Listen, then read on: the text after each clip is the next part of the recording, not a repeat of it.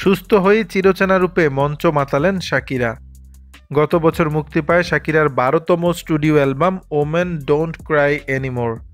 সেই অ্যালবামেরই concert tour শুরু করেছেন 48 বছর বয়সী গায়িকা। তবে পেরুতে ট্যুর চলাকালীন প্রচণ্ড পেট ব্যথা নিয়ে ভর্তি হন হাসপাতালে। সাময়িক স্থগিত রাখা হয় কনসার্টের পরবর্তী শোগুলো। তবে সুস্থ হয়ে আবারও মঞ্চে ফিরেছেন এ বিশ্বনন্দিত পপ তারকা। সুস্থ হয়েই মঞ্চে তুফান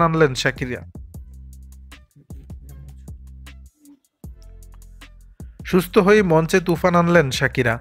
গত বুধবার 26 ফেব্রুয়ারি রাতে পারফর্ম করেন নিজের দেশ কলম্বিয়ার বোগোতাতে। এদিন মঞ্চ চেনা রূপে হাজির হলেন কলম্বিয়ান এই গায়িকা।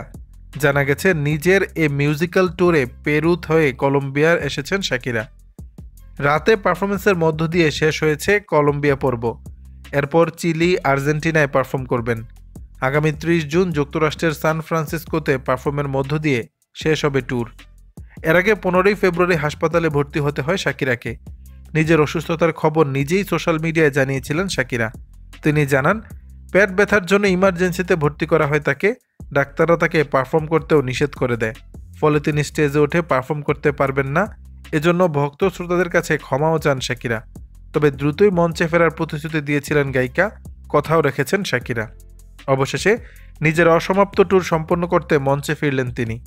দর্শক, বিষয়টি নিয়ে আপনাদের মতামত জানাবেন নিচের কমেন্ট বক্সে।